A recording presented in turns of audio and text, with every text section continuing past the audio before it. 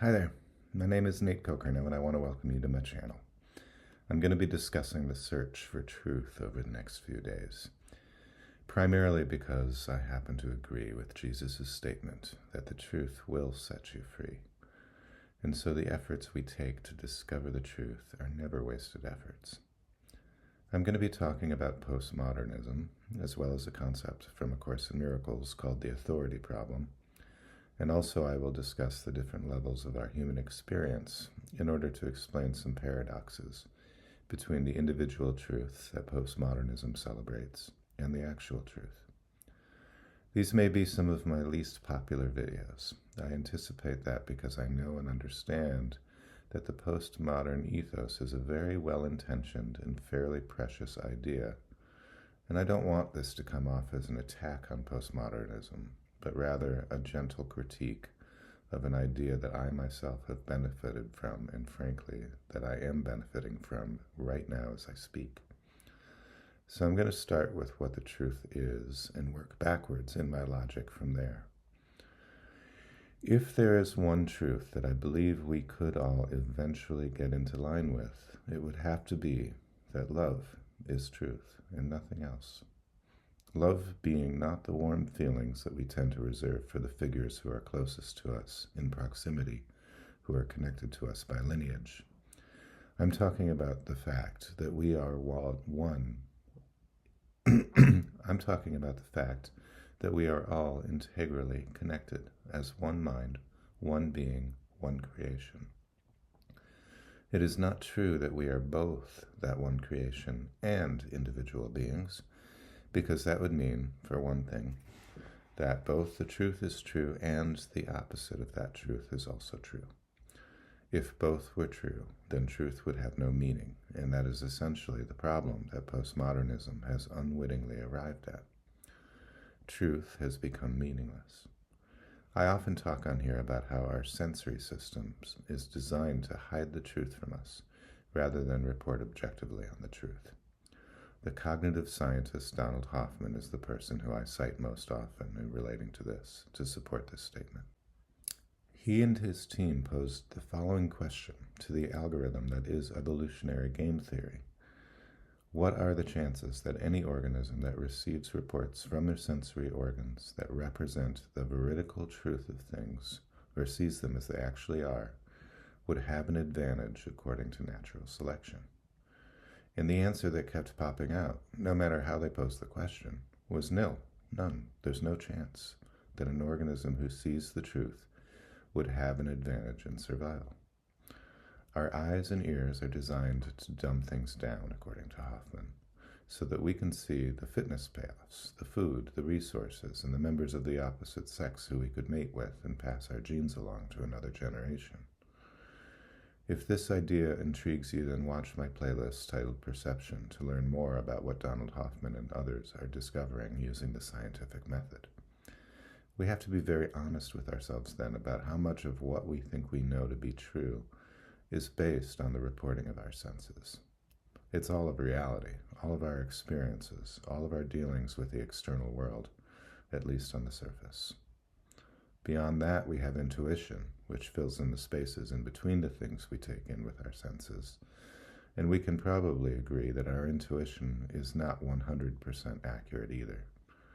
The evidence that I would present to support this is the many billions or even trillions of times that we as human beings have come to different conclusions about the meaning of things.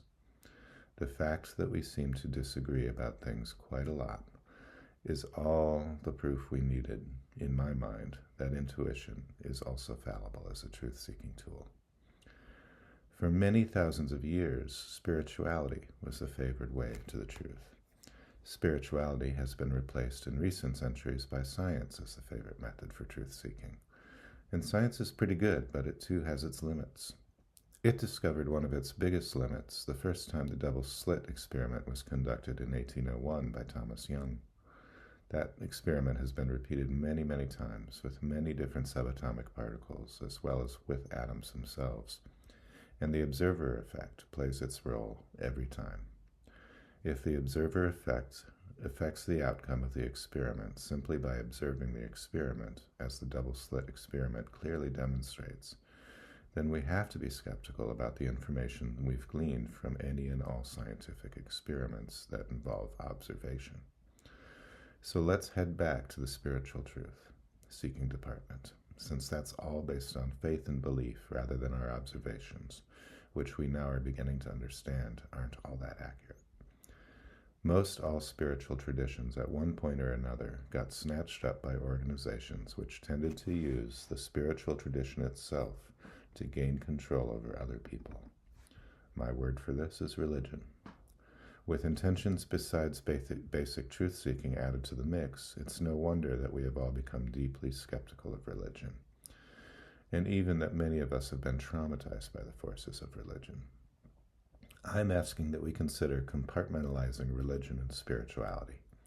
Spirituality is just the truth at the center of religion. Religion has misused that truth and twisted it when necessary to gain control over people. But let's not hold the ideas themselves responsible for that. We could say the same thing about the theory of evolution. Many people used it to turn away from religion, since it seems to be a reasonable rebuttal to the creation stories of religion, while some others used it to justify killing millions of people they deemed less fit than themselves. I'm talking here about eugenics and the Nazi ethos, which seems to be getting trendy again today. But if we peel all the human misuse of them away and look at the pure spiritual truths again, we can see that they are all pointing at the same truth. The language is different, yes, the names of the figures are different, but the truth that they're pointing at is consistent. I found an article on Substack the other day that illustrated this quite well. They took a quote from several different spiritual traditions, all of which are pointing at the same truth. Here's the first one. Quote, "In the beginning was the Word, and the Word was with God. He was with God in the beginning. Through him all things were made. Without him nothing was made that has been made." And that's from John 1:1-3 from the Bible. Now here's one from Bhagavad Gita from the Hindu tradition. Quote, "He sees all beings in the self, and the self in all beings. He does not hate anyone."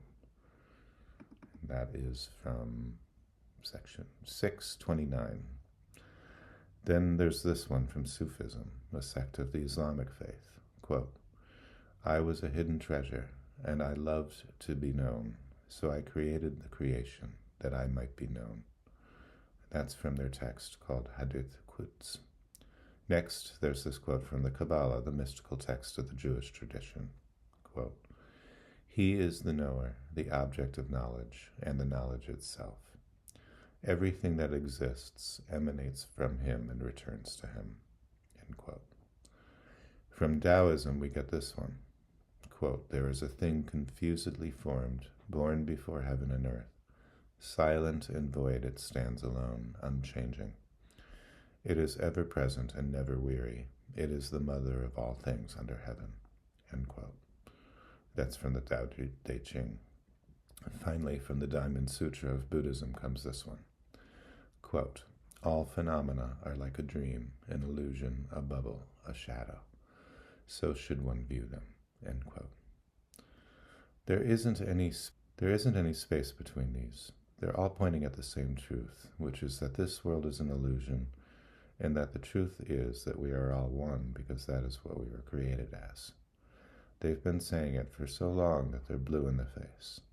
This other part of us, the ego, which clings to its identity of separateness for some foolish reason, would rather splinter the truth into billions of pieces and distort it with its favored stories and its personal truths. But the capital T truth of love, of connection, it cannot be threatened by any of this. The truth is still true and has always been true and will always be true. If it wasn't, then it wouldn't be true. I'll stop there for today so this video doesn't get too long. I'll dive more deeply into the critique of postmodernism next time. And thanks for joining me here today, and have yourselves a day full of blessings and miracles that you deserve. Bye for now.